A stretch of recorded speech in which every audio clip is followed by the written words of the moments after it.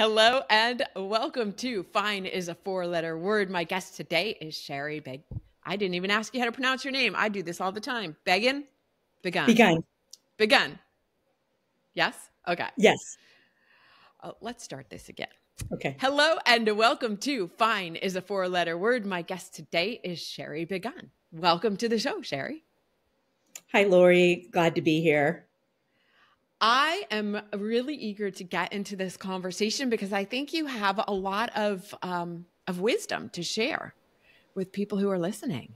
And so let's start with the question I love to always start with, which is, I'm curious about the values and beliefs that you were raised with, when you were young. Yeah, Lori, kind of three themes kind of roll up for me. One is learning and education. The second is independence and being strong. And then the third is one that really I've only come to realize in the last few years in my own leadership journey is being like a confident, transparent, sharing leader. And I'll start with the learning. I grew up in a 2-bedroom house. I'm an only child. And when you walked in our house, the whole wall was a bookshelf of just books.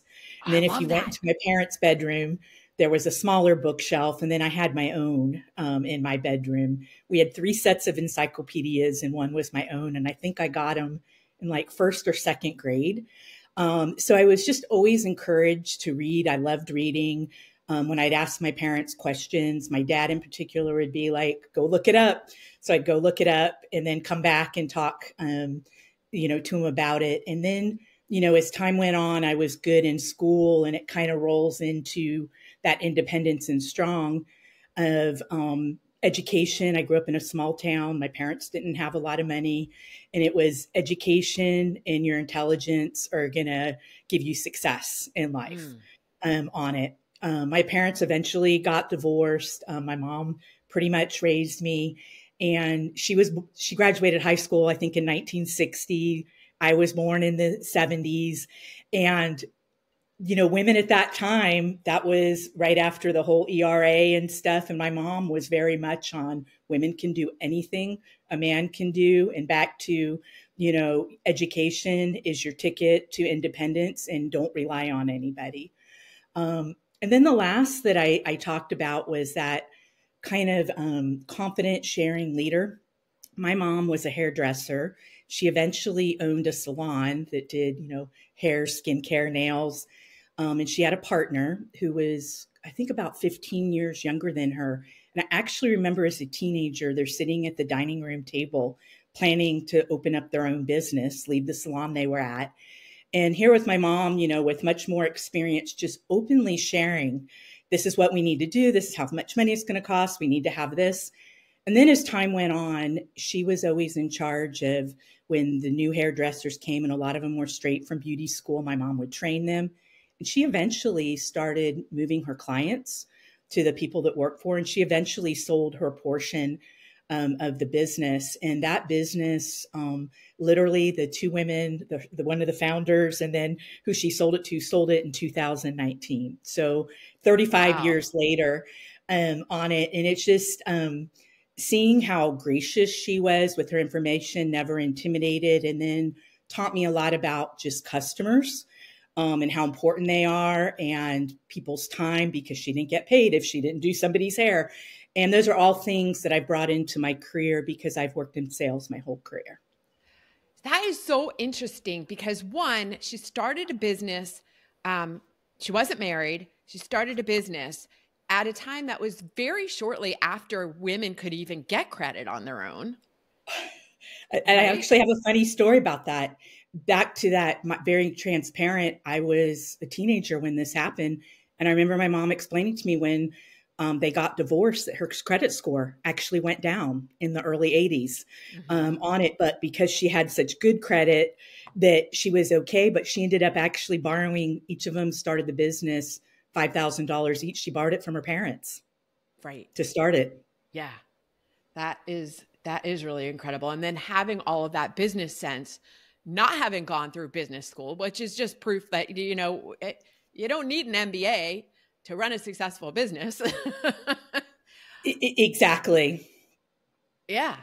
Yeah. And being such a good role model for you. And then you mentioned something else about if she wasn't doing somebody's hair, she wasn't getting paid. But what she figured out was how to leverage her time, which is Absolutely. something that a lot of people, even today, or especially today, people are starting businesses all the time. And it's requiring that if they are not personally in it, thinking about coaches and consultants, they're not making money. So how do you leverage your time? Yes. Yeah. So you went into sales. What inspired you to go in that direction? So it's kind of an interesting story. So my actual degree is in electrical engineering, and how I ended up with that degree was I grew up in Florida, and my mom, we had run into at our synagogue a lady that my mom had grown up with in Chicago by pure coincidence.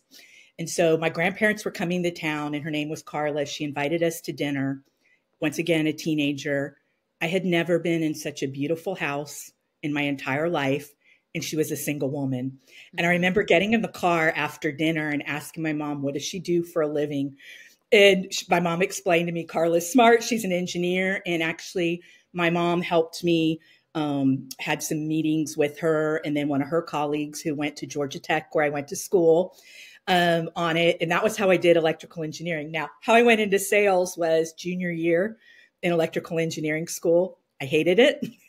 I was like, I do not want to sit in a lab. I don't want to be in front of a computer all day. And I was lucky enough that my roommate at the time, her boyfriend was a few years older and got it. He was a mechanical engineer, got a job in sales. And he explained to me about these wonderful careers that you have to be technical, you get to travel, you get to work with people, but there's still, use your intelligence. And so I decided I'm going to do sales, really not knowing anything about technical sales. And I happened to be good at it. So that was how I ended up. It was because my mom would have killed me if I would have changed my major, to be honest. I understand that. But you just said something that I think is a key takeaway. And we're just a few minutes into this episode. And that is that the importance of role models and seeing things and how you may not even realize how you're influencing somebody. Like your mom's friend, Carla, influenced you to become, or inspired you to become, an engineer simply by being who she was. And you saw that and then, like there's that saying of like, you can't, if you can see it, you can be it kind of thing. But showing people and she probably, well, she may know now, right? That she inspired you in that way. But at the time, she was just living. Absolutely. And she ended up, I haven't been in touch with her in years, but when I actually graduated college, she sent me this beautiful crystal clock and wrote, I can't remember the quote, but something about time and everything. It was just really, really nice. But how you say, you have to, see it to be it. That's been something of kind of that third value of in my career. I was the first customer facing female VP at my company. My industry is very male dominated. Mm-hmm. And I spend a lot of my kind of free time giving back to women in STEM and women in leadership, because it has been a tough journey. And I haven't had, a ton of role models and stuff. Fortunately, I've had a few, but a lot of it I've had to do brute force, and I'm trying to change that for the next generation. Yeah. Yeah, because it's not comfortable. Brute force is not comfortable for anybody. It's not comfortable for the person implementing it, and it's certainly not comfortable for the people on the receiving end of it. And but it's I'm just like thinking back again to how your mom, when she started her business, like how much has changed in 40 years or 50 years, right? Why are we still here? And I was actually thinking about that, back when she started her business, it was illegal in Florida for hairdressers to rent a space.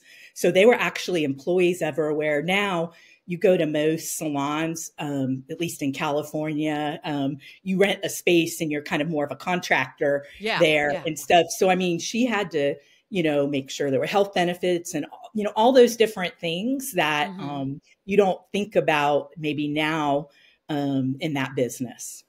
Yeah. Yeah. And so moving into the time in your life, because the show is called Fine is a 4-letter word, when you said everything was fine, and this ties right into the whole idea of you feeling like you had to use brute force to show up in the work world and be taken seriously. Um, Yeah, what happened actually, that kind of changed that a little bit for you?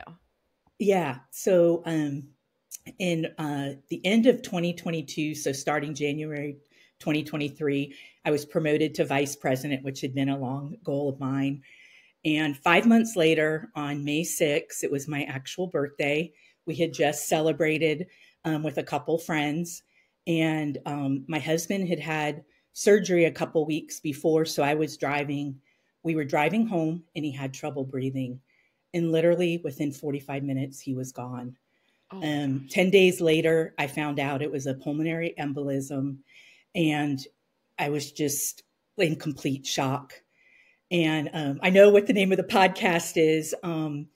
I actually made a decision at that point that after a few days that he died, that I wasn't going to tell everybody I was fine. I wasn't going to push through it. Mm-hmm. I was going to do what I felt was right.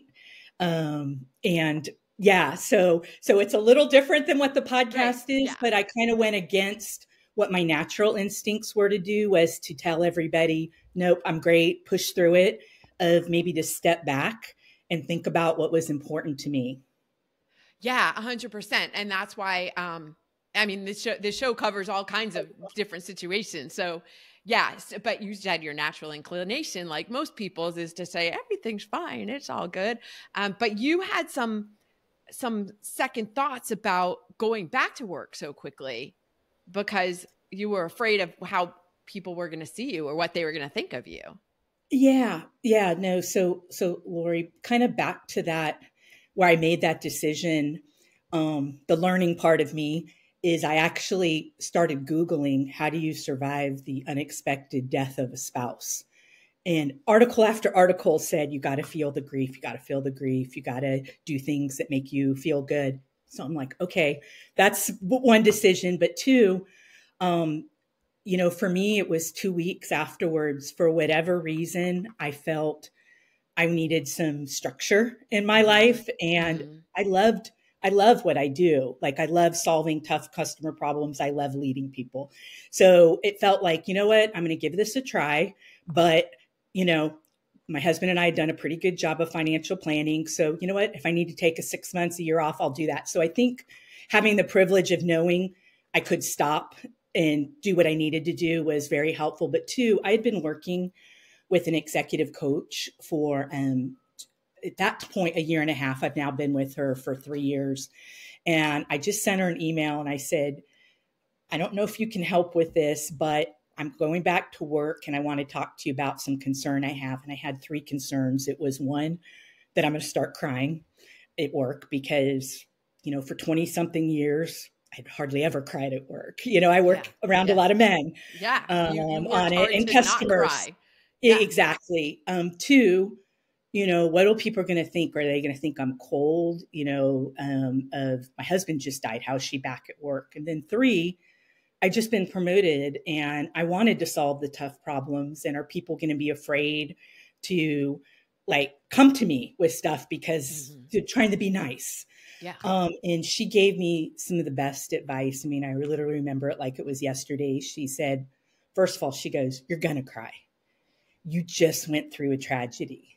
And I was like, wow, I couldn't believe she said that. And Uh-huh. what she told me, she says, this is what you do when you do cry. She says, first of all, if just some tears are going down your face, don't apologize. Just kind of hold your hand up and give yourself a minute and then get back to what you were talking about.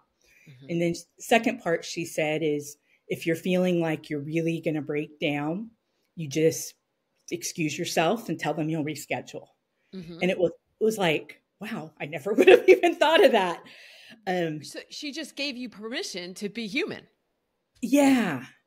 Yeah. Because certainly, I mean, I know I would have, if someone would have just lost somebody, I would have been very sympathetic if they started crying in my office, but for whatever reason, I had myself to a different standard. And then lastly, she said, you need to talk to your boss and your direct reports, and this is what you need to say. You need to tell them that I'm here because I want to be here. I want you to bring me the tough problems. However, in exchange, if I feel like I can't handle it or I'm having a bad day, I'm going to let you know that I'm not available. And literally one of the guys on my team did a physical like sigh. He was just so relieved that I had that conversation with him. You know, in our society, especially, we don't know how to deal with death. We don't know how to deal with people who are grieving. And you essentially came in and gave them like a roadmap and permission to interact with you. Yeah, no, I'm so appreciative of that advice, because honestly, I don't know if I would have been so open if someone wouldn't have given me kind of permission to be human. Yeah. And a lot of people go through that, whether they're being vulnerable around grief or any other issue that they're dealing with. And I saw something a while back about vulnerability and how people look up to people who are vulnerable. They appreciate it. It humanizes them, and they have more respect for that person. And at the same time, the resistance that you were feeling to be vulnerable and human shows up for them. Like, so people are saying, I appreciate when others are vulnerable and I respect them more, but I can't do it because people will think I'm weak. It's like, wait a minute. And interesting enough, Lori, as you move in your leadership, I've done a lot of coaching, I've taken a lot of classes. And one of the things I've prided myself on and feedback I've gotten that I am such a transparent, inclusive leader on it. But my mom had passed away from cancer in my 20s, which was not great, but it's normal to lose a parent. It's not normal to lose a healthy spouse. And I'm relatively young. He was relatively young. Yeah. So that was truly testing, like how transparent I was going to be as a leader. Yeah. Yeah. And not just as a leader, like as a person, it transformed you, and the whole experience obviously transformed you, but how you show up in life is different now. Yeah. Because you took that, we'll call it quote unquote risk, and then got the response that you did, the supportive response. Yeah. And Lori, there was several things I had done that I've always kind of trusted my gut. And one of the things is even though I'm in sales, I'm kind of on Myers-Briggs, that X of introvert, extrovert. So I do like a lot of time to myself, especially when I'm stressed out. And literally friends, family, people were reaching out to me, wanting to take me to coffee, wanting to come over.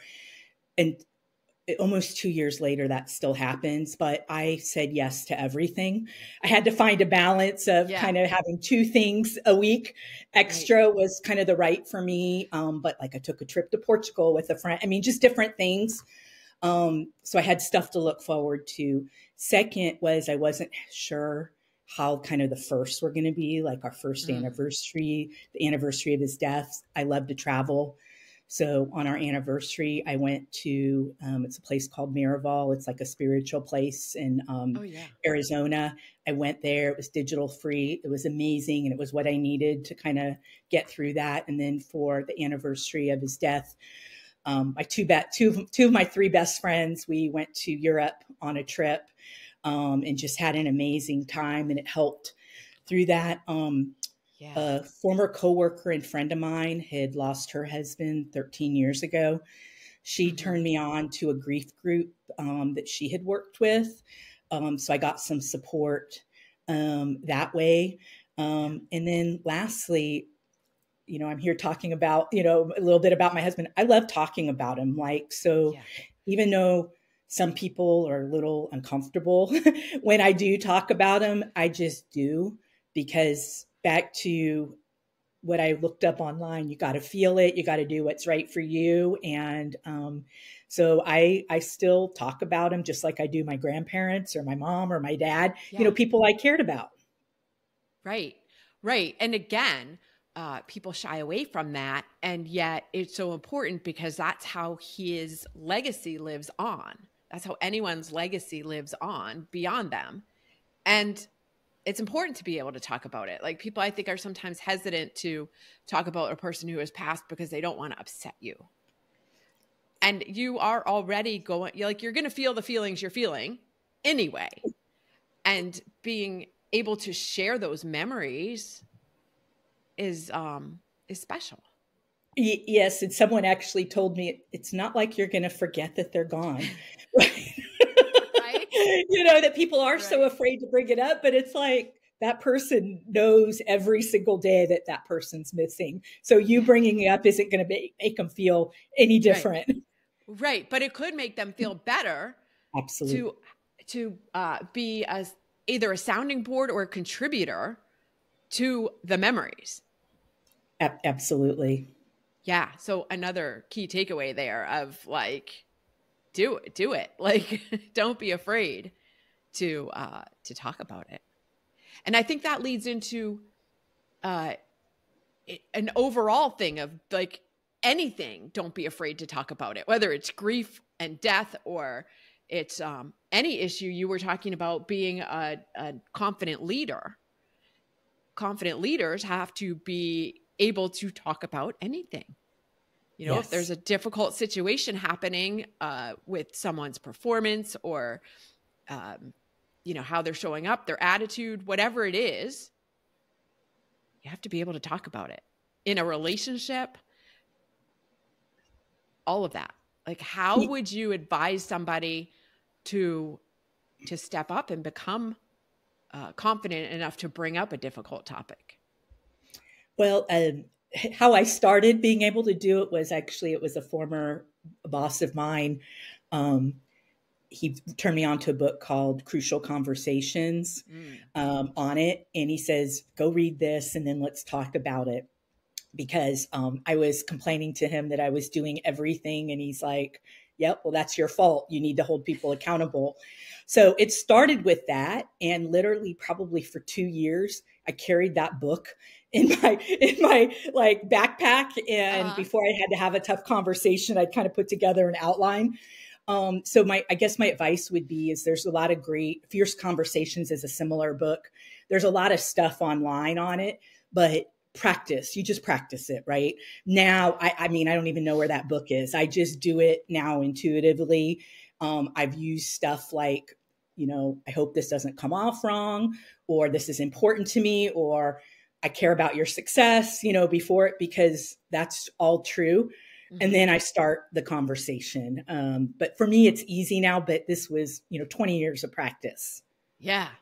Yeah. That's cool. What else are like some of the lessons? You said that you love mentoring women in STEM. What are some of the other things that you are bringing to the table for them that you still see happening?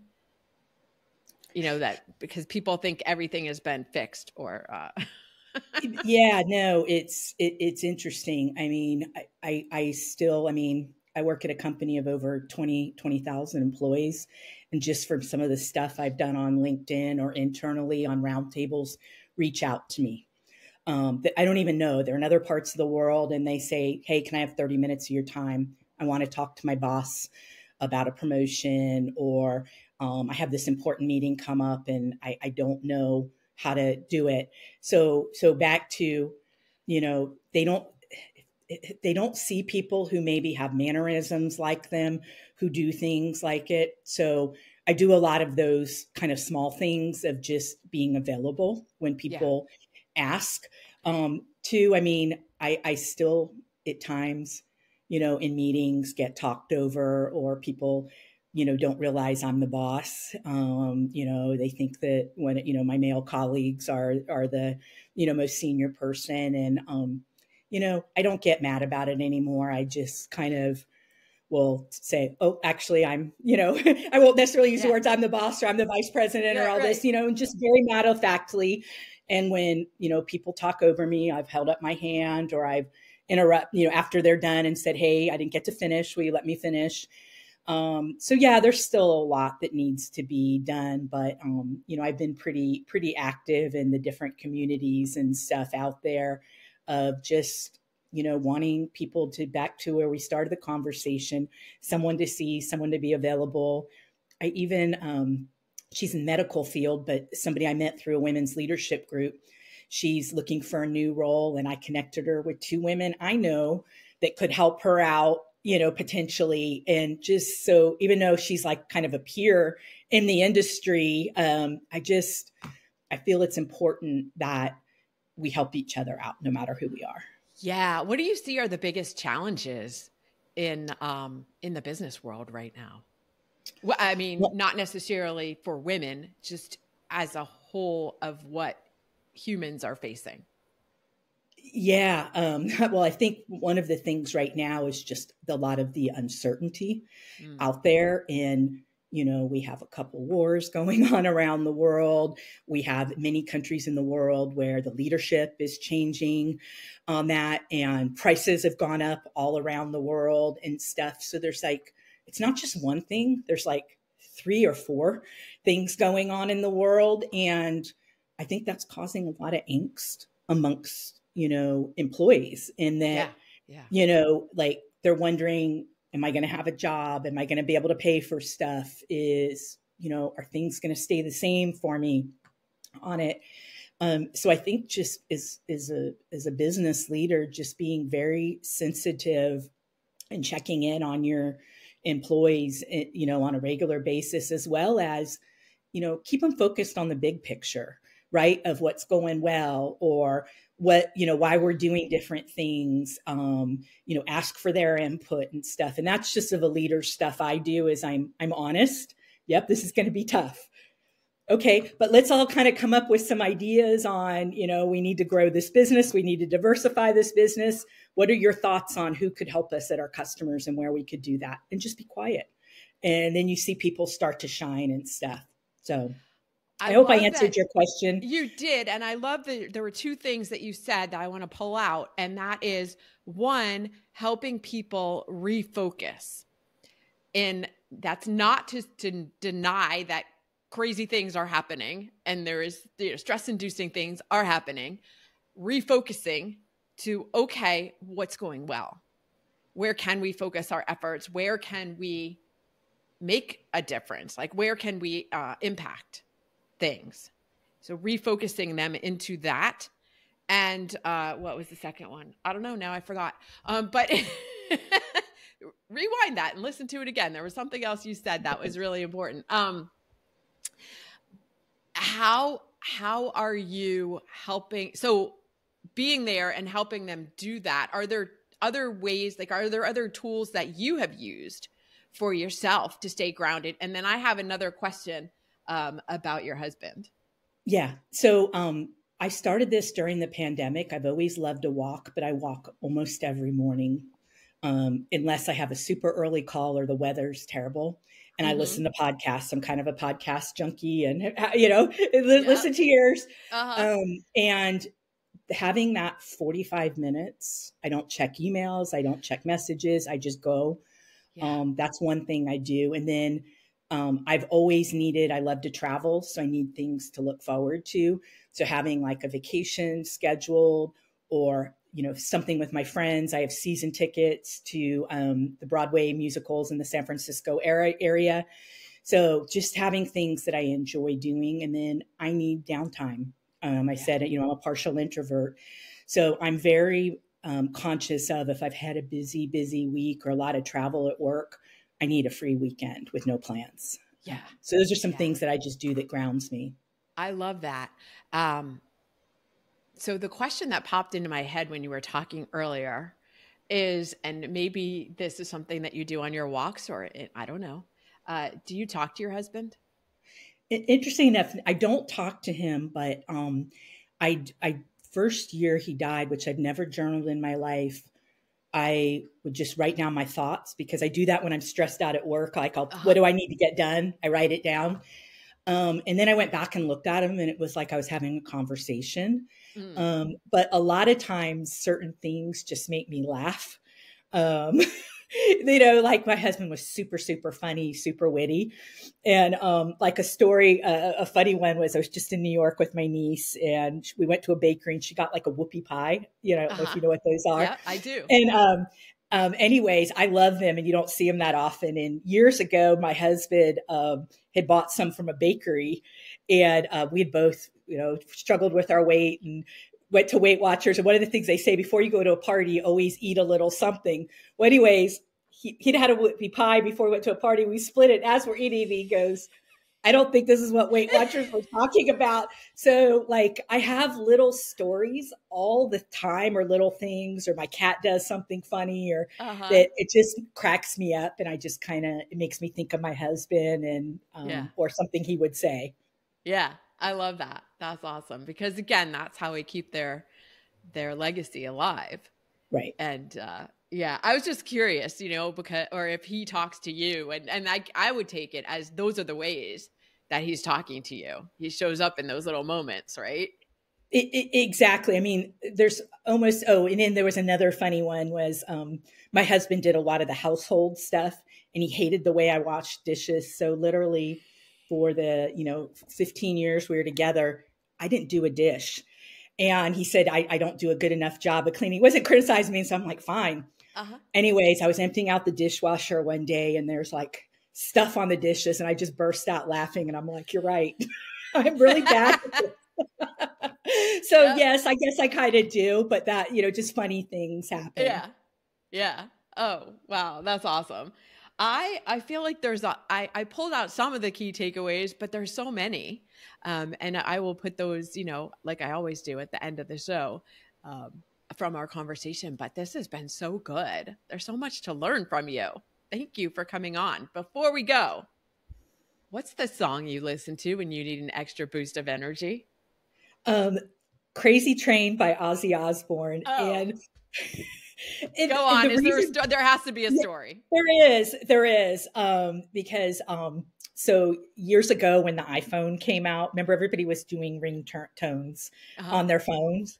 And I had a very, very, very demanding client who, would call me Friday at 4 and, have me move mountains. And I made my ringtone Crazy Train on it. And first it was more of a joke, but then as time went on, I realized I'm a planner. I like things organized, but a lot of times in those requests they asked, it made me better, as a person. So now, even though you wouldn't think that's a good hype song for me, it reminds me of, where he's like, goes all aboard. And then it's like the music goes, it reminds me of being like on a roller coaster, which I love roller coasters. Yes. And you're like scared. It's unknown what's going to do. But at the end of it, you feel great. So I've just like learned over the years to kind of embrace the chaos and kind of go on that roller coaster ride, and knowing that at the end, I'm going to feel really good. So I love that when I'm, getting ready to go into a tough negotiation or different things, having that on, because it's just kind of like when it gets crazy, just embrace it. Yes, I love that, because also I have to imagine that at this point, like in the beginning, probably every time you heard that ringtone, you had like this visceral reaction, like, oh, it's that client, right? But now if you're using it as your hype song, it's that effect has worn off. Absolutely. And, one of the things over time I've learned is to not try and be a control freak. And interesting enough, I have a mug that I'm using, and it says Chaos Coordinator. And it says problems you never knew existed in ways that will blow your mind. Someone who solves a problem you never knew existed will blow your mind. Ninja, Rockstar Legend. And one of the guys that works for me just bought this for me for the holidays. So nice. It was like, I would have never thought that someone would get that for me 20 years ago. Yeah. Well, a testament to all the growth that you've been through. Yes. I love it. Lastly, if someone wants to continue a conversation with you, where is the best place for them to find you? On LinkedIn, just under Shari Begun. Okay. I will put a link to that in the show notes to make it super easy. Shari, thank you so much for joining me today on Fine is a Four-Letter Word. Thank you.